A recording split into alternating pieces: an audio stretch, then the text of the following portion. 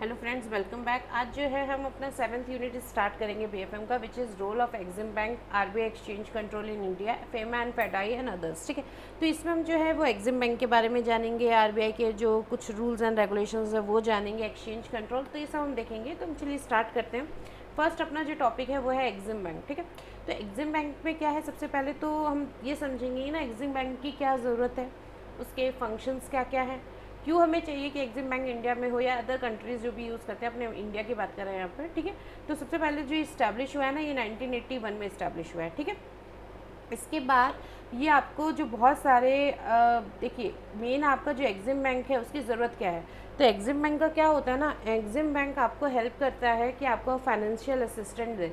अगर आपका कोई प्रोजेक्ट है, आपको इंटरनेशनल मार्केट में ट्रेडिंग करनी है, एक्सपोर्टर है, उसको जाना है, इम्पोर्टर है, कुछ भी मतलब करना है आपको, मतलब एक जो इसकी कोई बाउंड्री नहीं होती। ऐसा नहीं है कि आपको विद इन अ कंट्री करना है, आपको बाहर के कोई प्रोजेक्ट्स हैं उसको बाहर इस्टेब्लिश करना है, एक्सपोर्ट इम्पोर्ट करना है, तो आपको कोई एडवाइस चाहिए, कोई सजेशन चाहिए, कॉम्प्लिसिटीज़ में हेल्प करता है, आपको फाइनेंशियल असिस्टेंट देता है, तो ये सब एग्जिम बैंक के काम है। ठीक है, तो इसमें क्या होता है ना, एक आपको कॉम्पिटिटिव रेट्स देता है, जिसकी वजह से आपको मार्केट में अपने आप को इस्टेब्लिश करने में आसानी रहती है। ठीक है, आपको फाइनेंशियल असिस्टेंट देता है कि अगर आपके पास पैसे की कुछ कमी पड़ रही है, आपका कैपिटल, वर्किंग कैपिटल के बाद आपको थोड़ा बहुत पैसा कम पड़ रहा है, तो आप इससे लॉन्ग टर्म के लिए लोन भी ले सकते हो। ठीक है, क्रेडिट ले सकते हो इससे। उसके बाद ये आपको फाइनेंशियल सॉल्यूशंस देता है। ठीक है, बहुत से लोगों के पास होता है कि हमारे पास ये चीज़ है पर हमें इस चीज़ में इश्यू ऐसे हो रहा है, तो आपको अल्टरनेट फाइनेंशियल सपोर्ट देता है, आपको एडवाइस देता है।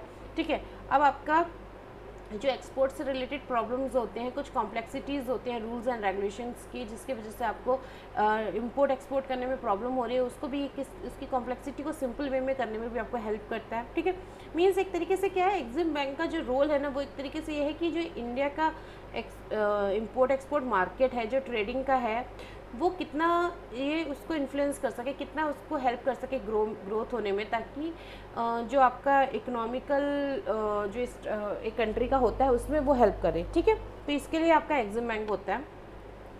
ठीक है, अब इसके बाद एग्जिम बैंक बहुत सारे आपको फाइनेंशियल प्रोडक्ट्स प्रोवाइड कराता है, तो जिसमें कि पहला आता है आपका बायर क्रेडिट। ठीक है, अब बायर क्रेडिट का काम क्या होता है, ये आपको हेल्प करता है कि आप जो आपके जोग्राफिकल एरिया है, नए नए जोग्राफिकल एरिया को आप एक्सप्लोर कर सकें। ठीक है, मीन्स क्या हुआ, आपको किसी भी कंट्री में अगर अपना कोई प्रोजेक्ट लगाना है तो उसके लिए आपको ये वो मतलब फाइनेंशियल सपोर्ट देता है। ठीक है, आपका देखिए इसमें क्या होता है ना, अब आपका एक एलसी इसने ओपन कर दिया। ठीक है, तो आपको क्या करेगा ना, ये देखिए जैसे आपने एलसी ओपन कर दिया। ठीक है, तो इसमें जो एलसी ओपन होती है ना, वो आपको हेल्प करती है, मतलब इसमें मतलब आपको एक होता है, एक जो सर्टन कंडीशंस होती है उसके थ्रू जो इम्पोर्टर्स होते हैं ना, वो चाहे डेफर्ड वे में भी पेमेंट कर सकते हैं। ठीक है, आपका ट्रांजैक्शन कॉस्ट कम हो जाता है, और जो इंटरनेशनल ट्रेड की जो आपकी कॉम्प्लेक्सिटीज़ होती है ना, जैसे कुछ कंट्रीज़ के रूल्स हैं जो आपके लिए नहीं अप्रोप्रिएट हैं, नहीं बैठ रहे हैं, तो उनको कॉम्प्लेक्स करता है, उसमें हेल्प करता है। ठीक है, कैसे आप इजी वे में उस कंट्री से भी अपना बिजनेस इस्टेब्लिश कर सको। उसके बाद क्या होता है ना, इसमें जो एलसी ओपन होती है ना, उसको हम क्या बोलते हैं ना, नॉन ट्रांजैक्शन एफडी एलसीज बोलते हैं। ठीक है, नॉन ट्रांजैक्शन एलसी अगर होगी तो आपका जो एलसी चार्जेस है वो भी बच जाएगा, राइट। तो ये चीज़ आपकी नहीं लगती इसमें, क्योंकि इसको हम नॉन एलसी ट्रांजैक्शन बोलते हैं। ठीक है, तो इसकी वजह से आपका जो एलसी चार्जेस है वो भी सेव हो रहा है। उसके बाद आपका देखिए ट्रांजैक्शन कॉस्ट का तो हमने रिडक्शन बताया ही था। फिर क्या करता है ना, आपकी वर्किंग कैपिटल को जो आपका एक्सपोर्टर है उसको इतना अच्छे से यूज़ करवाता है कि आपकी वर्किंग कैपिटल हमेशा ऑपरेशनल रहती है, यूज़ में रहती है, और आपको इंटरनेशनल मार्केट में कम्पीट करने में भी हेल्प मिलता है। ठीक है, अब इसके बाद ये बायर क्रेडिट यूज़ कहाँ होता है। ठीक है, आपका जैसे बिल्डिंग्स का जो प्रोजेक्ट्स हैं, या फिर आपके आर्किटेक्चरल प्रोजेक्ट्स हैं, कंसल्टेशन प्रोजेक्ट हैं, सर्वेयर्स के प्रोजेक्ट है, तो उसमें आप जो है बायर क्रेडिट का यूज़ करके इस पॉलिसी की हेल्प से एग्जिम बैंक से लोन ले सकते हो, क्रेडिट ले सकते हो। ठीक है, नेक्स्ट आपका आता है कॉर्पोरेट बैंकिंग। कॉर्पोरेट बैंकिंग में क्या होता है, ये डिफरेंट, देखिए इसमें ज़्यादा दिमाग लगाने की बात नहीं है, इसकी पॉलिसी को ज़्यादा समझना ही नहीं है। कॉर्पोरेट बैंकिंग आप नाम से ही समझ रहे हो ना, जो आपके जैसे जो कॉर्पोरेट के जो मतलब कंपनीज होती हैं डिफरेंट डिफरेंट, उनको हेल्प करता है, ये उनको लोन प्रोवाइड कराता है। जैसे कौन से, एक बार हम समझ लेते हैं, जैसे कि R&D फाइनेंशियल हो गया। R&D क्या है, रिसर्च एंड डेवलपमेंट फाइनेंस, किसके लिए, एक्सपोर्ट ओरिएंटेड यूनिट्स जो हैं। ठीक है, जो मतलब एक्सपोर्ट इंपोर्ट करती हैं, उसके जो रिसर्च एंड डेवलपमेंट के लिए अगर आपको चाहिए तो आपको लोन देता है। फिर आपका प्री शिपमेंट पोस्ट शिपमेंट जो आपका रहता है उसमें आपको हेल्प करता है, क्रेडिट देता है। उसके लिए किसी को चाहिए ना कि मेरे पास मैन्युफैक्चरिंग वगैरह के लिए नहीं है पैसा, मुझे इतना ही मिल रहा है, इतना मुझे और चाहिए, तो उसमें आपको हेल्प करता है। उसके बाद आपका इम्पोर्ट फाइनेंस प्रोग्राम होता है इसका, ठीक है।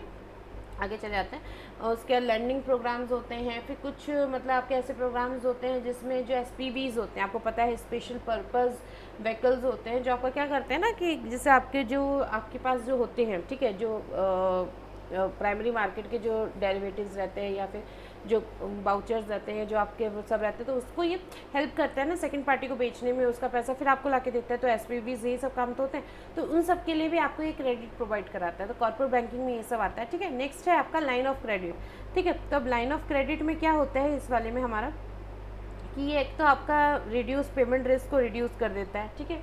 लाइन ऑफ क्रेडिट से इसमें क्या होता है ना, जैसे आपका एग्जिम बैंक क्या करता है ना कि इसमें भी सेम, देखो कोई भी है उसमें सब में सेम है कि नए नए जोग्राफिकल एरियाज़ को आप एक्सप्लोर करते हो, ठीक है। इसके बाद क्या होता है ये मतलब इसलिए मतलब लोग इसको यूज़ करते हैं लाइन ऑफ क्रेडिट को कि जैसे अगर कोई एग्जिस्टिंग है बिजनेस है आपका, ठीक है, उसको आप एक्सपोर्ट मार्केट में अगर कहीं किसी अदर नई जगह पे ला रहे हो तो ये पेमेंट का रिस्क जो है ना वो बहुत कम कर देता है इसमें, ठीक है। किसके लिए? ओवरसीज़ इम्पोर्टर्स के लिए, ठीक है। जैसे एक्सपोर्ट मार्केट को आप कहीं लगा रहे हो ना, तो अगर आपको डर है ना कि पेमेंट नहीं मिलेगा तो उसको ये कम करता है, रिस्क को करता है कम, ठीक है। ये क्या करता है ना, ये एक तरीके से ऐसा एंट्री टूल है, एक तरीके से ऐसे करता है ना कि डाइवर्सिफाई कर देता है, ठीक है। आपको बहुत अलग तरीके से इसमें जो है ना ऐसे ऐसे टूल्स इसमें होते हैं कि आपको इंडियन एक्सपोर्टर्स को बहुत ईजिली जो अपना पेमेंट है वो लेने में हेल्प मिल जाती है। उसके बाद इसको कहाँ कहाँ यूज़ करते हैं, जैसे आपके सोवरेन गवर्नमेंट है, ठीक है, रीजनल डेवलपमेंट बैंक है, फाइनेंशियल इंस्टीट्यूट्स हैं ओवरसीज़ में, तो ये उसके लिए होता है, आपको उसके लिए आपको क्रेडिट प्रोवाइड कराता है, ठीक है। ज़्यादा इसमें दिमाग नहीं लगाना है, बस आपको पॉलिसीज़ के नेम पता होने चाहिए। थोड़ा बहुत डिटेल में इसलिए बता दे रहे हैं कि लास्ट जो पेपर्स आपके आ रहे हैं बीएफएम के, आपने उसमें गौर किया होगा कि थोड़ा सा डिटेलिंग आती है। और डिटेल कैसा होता है, वन लाइनर डिटेल, अगर आपको वो एक पर्टिकुलर लाइन पता होगी ना तो काम चल जाएगा। तो हम पहले तो मेन आपका एग्जिम बैंक के जो आपके प्रोडक्ट्स हैं, फाइनेंशियल प्रोडक्ट, उनके नाम याद करने हैं, ठीक है। जैसे अभी तक हमने बायर क्रेडिट पढ़ लिया, कॉर्पोरेट बैंकिंग पढ़ लिया, लाइन ऑफ क्रेडिट पढ़ गया, बाकी हम आगे देख रहे हैं और थोड़ा थोड़ा एक एक लाइन पढ़ लेते हैं जो मेन पॉइंट है, ठीक है। फंक्शनलिटी तो सबकी सेम है, आपको ही पता है एक्सपोर्टर को दे रहा है क्रेडिट के लिए इंटरनेशनल ट्रेडिंग कर सके इसलिए, लेकिन जो थोड़े बहुत डिफरेंस है वो मैं आपके इस स्लाइड में आपको क्लियर कर दे रही हूँ, ठीक है। नेक्स्ट आपका आता है ओवरसीज़ इन्वेस्टमेंट फाइनेंस, ठीक है। इसमें क्या होता है, ये आपको जो फॉरेन मार्केट के रिसोर्सेज वगैरह होते हैं उनको यूज़ करके अपना बिजनेस स्टैब्लिश करने में हेल्प करता है, उसके लिए आपको एनकरेज करता है, उसके लिए आपको फाइनेंशियल सपोर्ट देता है, ठीक है। अगर मान लीजिए, अब सीधी सी बात है, किसी ने अपना प्रोजेक्ट जो है या कोई चीज़ है जो फर्म है वो वहाँ पे स्टैब्लिश करी है, ठीक है, वहाँ पे मतलब जो मेन हेडक्वार्टर है वो तो है, पर उसने वहाँ पे भी अपना फॉरेन में भी अपना ऑफिस इस्टेब्लिश किया, तो उसको मैन्युफैक्चरिंग प्रोडक्ट्स चाहिए, अगर वो मैन्युफैक्चरिंग से रिलेटेड है, ठीक है, आपका एसेट्स चाहिए है, एम्प्लॉयज़ चाहिए, तो उसके लिए भी उसको फाइनेंस चाहिए ना, उन रिसोर्सेज को यूज़ करने के लिए भी तो फाइनेंस चाहिए ना। तो वो जो पॉलिसी जो प्रोवाइड करती है वो ये वाली है, ओवरसीज़ इन्वेस्टमेंट फाइनेंस, ठीक है। इसमें आपका क्या रहता है, हमने सारा समझ लिया। अब नेक्स्ट पे मूव ऑन करते हैं, प्रोजेक्ट्स एक्सपोर्ट, ठीक है। अब प्रोजेक्ट एक्सपोर्ट में क्या होता है ना, जैसे ये क्या करता है ना कि जो सपोर्ट करता है जो इंडिया से प्रोजेक्ट एक्सपोर्ट करने के लिए यूज़ हो रहे हैं, ठीक है। देखिए इसमें डायरेक्ट लिखा हुआ है, ये आप लाइन खुद ही पढ़ सकते हो कि इंजीनियरिंग, प्रोक्योरमेंट, कंस्ट्रक्शन, ठीक है, इन सब चीज़ों के लिए हम इसको यूज़ करते हैं। ये जो मतलब पॉलिसी यूज़ हो रही है ये इन जो एरियाज़ है इनको सपोर्ट करने के लिए होती है, ठीक है। इसमें दोनों टाइप की होती हैं, फंडेड भी होती है, नॉन फंडेड भी होती है, ठीक है। अब आपका कैसे, जैसे एक तरीके से समझ लो फंडेड और नॉन फंडेड कैसे हो गए, जैसे मान लीजिए आपका सिविल इंजीनियरिंग कंस्ट्रक्शन प्रोजेक्ट है, टेक्निकल प्रोजेक्ट्स है, टेक्निकल कंसल्टेंसी सर्विसेज है, सप्लाईज है, तो बहुत से ऐसे होता है ना कि फंडेड भी रहता है, नॉन फंडेड भी रहता है। कि नॉन फंडेड कैसे हो गया ना, जैसे किसी ने बोला हमें ये आप ले लो, ठीक है, इतना आप ले लो, बाद में पे कर देना, या फिर इसके बदले में हम आपको ये ले रहे हैं, ये आप कर देना। बहुत से टर्म्स एंड बहुत तरीके की चीज़ें रहती हैं, तो उस हिसाब से आपका रहता है, ठीक है। अगर आपने गारंटी बनवा ली तो आपका नॉन फंडेड हो गया ना, फंड तो हम कहीं यूज़ ही नहीं कर रहे हैं, कुछ इनकेस कुछ डिफ़ॉल्ट हो गया तब आप फंड्स का वो फंड में कन्वर्ट होता है, तभी नॉन फंडेड रहता है, ठीक है। फिर आपका आता है अदर सर्विसेज और प्रोग्राम जो एग्जिम बैंक प्रोवाइड करता है। अभी तक हमने फाइनेंशियल प्रोडक्ट देख लिए जो मेन थे, अब हम आ रहे हैं अदर सर्विसेज एंड प्रोग्राम पे, ठीक है। तो इसमें क्या होता है, आपका आता है कंसल्टेंसी एंड टेक्नोलॉजी सर्विसेज। आप समझ रहे हो ना, कंसल्टेंसी से रिलेटेड क्या है, अगर आपको मैन पावर चाहिए, कुछ असिस्टेंट चाहिए, कोई प्रॉब्लम आ रही है, वो चीज़ समझनी है, तो आप इसके अंडर में जाते हो, ठीक है। ओवरसीज इन्वेस्टमेंट फाइनेंस, ये भी हमने पीछे जस्ट समझा था, सेम चीज़ है, वही है कि अगर आपका जो अब्रॉड में कोई अपना इंस्टीट्यूट इस्टेब्लिश करना है एक्सपोर्ट के रिगार्डिंग, वेंचर्स इस्टेब्लिश करने हैं, तो उसके लिए हेल्प करते हैं, ठीक है। इम्पोर्ट लोन्स अब आता है, इम्पोर्ट लोन्स क्या होता है, ये थर्ड कंट्री के लिए प्रोजेक्ट को मतलब एग्जीक्यूट करना है तो उनके लिए ये होता है, ठीक है।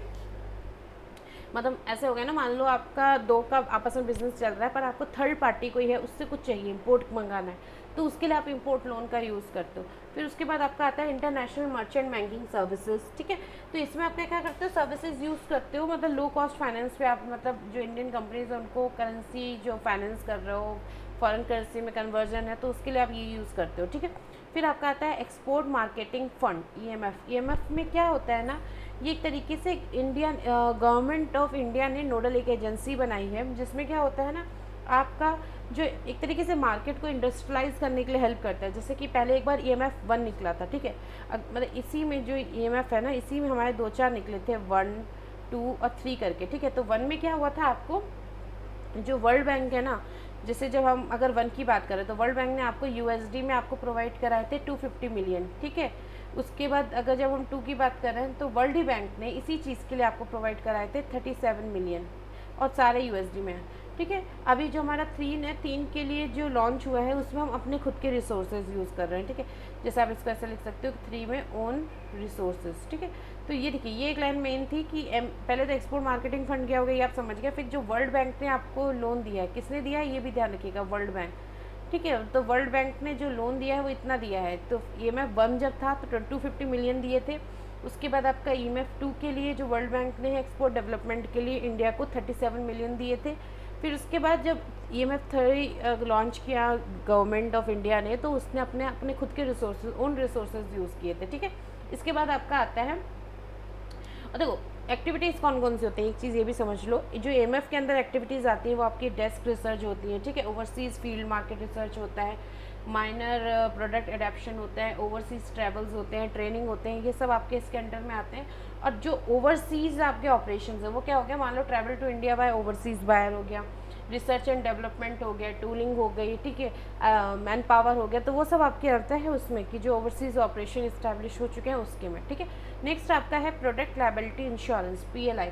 PLI में क्या होता है कि जैसे आपका, अब सीधी सी बात है, देखो आप कैसे, मतलब जो कॉन्शियसनेस है पब्लिक की, वो जैसे कहीं पे जो डेवलप्ड कंट्री है, ऑलरेडी डेवलप्ड है, उनमें जो क्या होता है ना, लोगों को ऑलरेडी सारी लाइबिलिटीज़ फिक्स्ड होती हैं, सबको एक आइडिया एक लग चुका होता है कि हाँ इसमें इतनी लाइबिलिटीज़, इसका ये है, इतना हाई अवार्ड मिलेगा, इतना कम मिलेगा। तो ये क्या करता है, एक तरीके से उस लाइबिलिटी के लिए इंश्योरेंस देता है कि हाँ आप इसमें लगाओ, इतना अगर हाई जाता है तो आपको मिल नहीं, पर अगर लो हो जाएगा तो भी आपको इतना रहेगा, ठीक है। मतलब एक तरीके से थोड़ा सा कॉम्पिटिटिवनेस तो रहती है, लेकिन बाकी आपको एक तरीके से थोड़ा सा ये रह जाता है, इनिशियल कॉस्ट में हेल्प करता है। जो PLI के जो प्रीमियम होते हैं इनिशियल कॉस्ट को, उसमें आपको लोन देके हेल्प करता है, ठीक है। फिर export vendor development landing program, ये EVDLP, ये क्या करते हैं, मैन्युफैक्चरर्स होते हैं आपके, जो एक्सपोर्टर्स होते हैं, ट्रेडिंग एक्सपोर्ट हाउसेज होते हैं, उनको रेगुलर बेसिस पे एक्सपोर्ट करने के लिए जो मतलब आपके मतलब लैंडिंग प्रोग्राम्स बनाता रहता है, लैंडिंग पॉलिसीज़ लाता रहता है, ठीक है। इसमें क्या होता है, इनडायरेक्टली आपको मतलब जो फॉरेन करेंसी में मतलब जो रुपए होते हैं वो मतलब देता है आपका, मतलब इंडियन फॉरेन जैसा आपको चाहिए, जहाँ बिजनेस स्टैब्लिश करना है उस हिसाब से आपको लैंडिंग करता है, ठीक है। अब आपका कौन कौन सा होता है, मान लो आपको कोई एक्विजिशन करना है किसी मशीनरी का, कोई टूल परचेज करने हैं, ठीक है। सॉफ्ट एक्सपेंडिचर क्या हुआ कि एक तरीके से आपको जो सॉफ्टवेयर से रिलेटेड कुछ करना है तो उस सब में आपको हेल्प करता है, उस सब के लिए आपको क्रेडिट देता है, ठीक है। नेक्स्ट है आपका EXIM bank credit program for other countries, ठीक है।